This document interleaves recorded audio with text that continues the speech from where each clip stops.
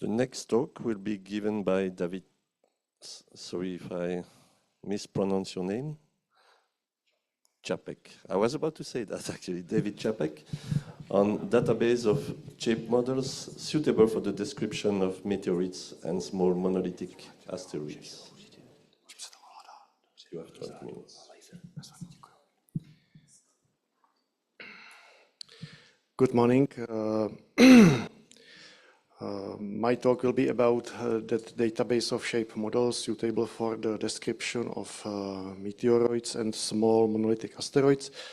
The preliminary version of this database can be found here. The rotation of meteoroids in space is very poorly known. So if we want to study it theoretically, we have to consider non-gravitational effects such as reflection of sunlight or emission of thermal radiation. Unfortunately, these effects are very sensitive to the shape of the body. So the description of the shape by spheres, ellipsoids, and even by shapes derived from light curve inversion methods is insufficient. There are some ways how to determine the shapes of these bodies, but the detailed shapes of them are not currently available. So let me briefly describe our method of creation detailed shape models of asteroidal meteoroids and small monolithic asteroids. We start with appropriate sample, then we model the creation of meteoroids in the main belt by hypervelocity fragmentation of this sample. We select appropriate fragments, analyze them using X-ray computed tomography, and finally we obtain the set of 3D shape models, which are represented by polyhedrons with many thousands of triangular facets.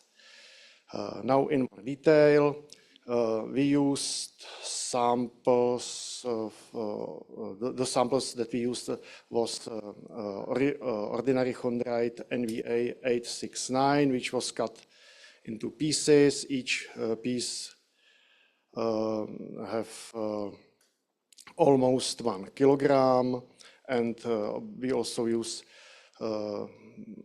sample of terrestrial subvolcanic rock tephrophonolite. The targets were fragmented by 2 methods. The first one is simple and relatively cheap. It is called contact charge technique. The hypervelocity impact is simulated by blasting the sample with plastic explosive, in our case by Semtex 1A. Yes. The second method was impact of hypervelocity projectile by a 2-stage light gas gun in EMI Freiburg. This method is more sophisticated, but also much more expensive. So as a projectile, we used 8mm aluminum sphere, accelerated to velocity of 5.6 kilometers per second. The chamber walls was covered by foam to prevent secondary fragmentations, but as you can see, some secondary fragmentations occur as the fragments hit the plexiglass window.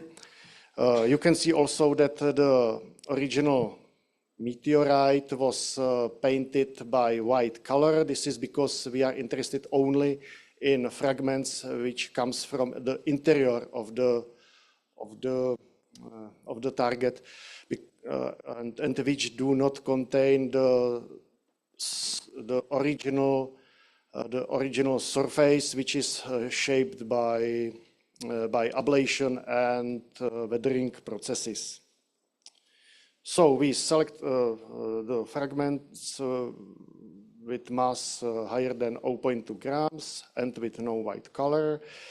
We place them into plastic containers, and these containers were analyzed by X-ray computed tomography. In total, we obtain more than 900 of shape models.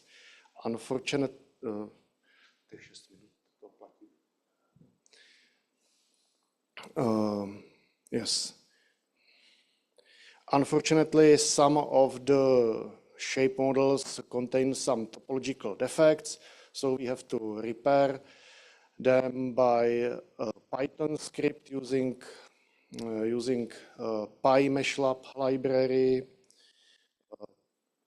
In 47 cases, the surface of the fragment was reconstructed badly because it contains some outgrowths and holes which do not correspond to reality, so we reject these shape models. So the resulting database contains 868 shape models. Each model is in a separate file in OBJ format. The shape models contain between 20,000 and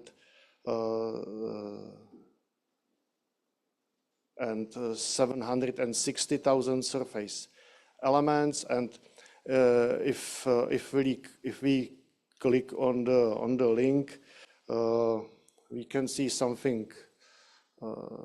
There is a brief description of the database. You can download all shape models according to the target. There is also almost finished article about this, and there is also a list of all shape models. The list contains a header with explanation of the table below, and the table contains each row corresponds to one shape model. There is information about number of faces, dimensions, volume, moments of inertia, file name, and the column node indicates the unusual surface features. The node A means means minor artifacts. This means surface features that cannot be expected on real bodies in space, but which affects only negligible part of the surface. Node B, this means significant cracks. Node C means holes after chondrules or chondrules. Yes. Very briefly, our study also proved that both fragmentation methods produce the same distribution of size, the same distribution of shapes expressed by the axial ratios. We also determine mean shape distribution of shape factors, and the mean values, the mean value of this shape factor is 1.6, and that's all. Thank you for attention.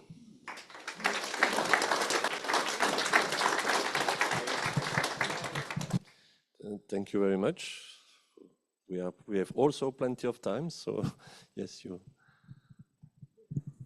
David, thank you for the presentation.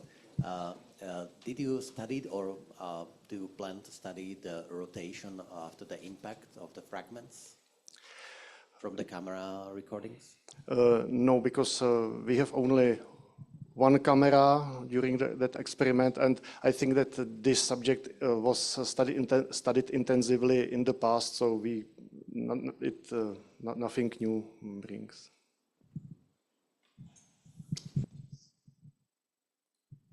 Does the time and space have an influence on the shape of the fragments? For many, if it have 1,000 rotations around the sun, maybe has an influence. Yes, definitely, because there are some also the effects of thermal stress, small impacts which can round the originally very angular shape. Yes, these shapes are starting shapes. If we can model the evolution, the shapes also evolve.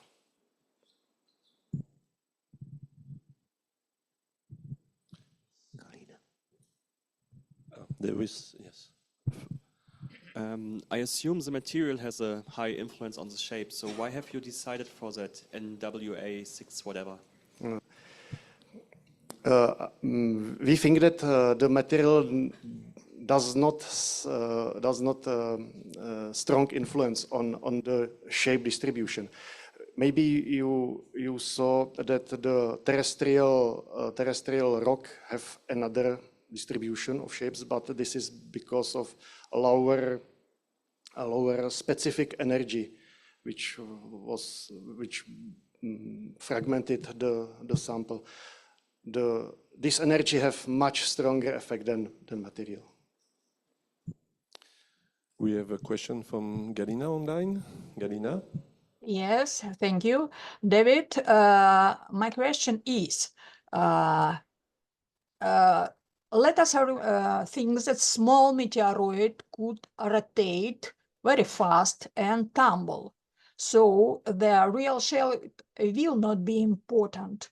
What will be important, sorry, it is a distribution, what you call a factor, yes? And also parameters of distribution. In your database, each shape has such a factor and parameters of distribution. The shape factor which we determined is under consideration of fast and random rotation. So yes, each one has different shape factor, but shape factors are not listed in the table. Not listed. So in de facto, I can't use it. Sorry. We can add it into the database. It is not finished, so maybe we will do it.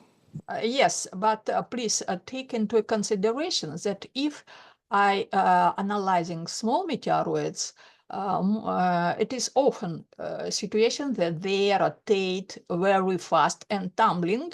So I need this A factor and probably some sigma or something width of distribution. Thank you. Yes, thanks. Okay, I think we have to move on to the next talk. So thank you again, David.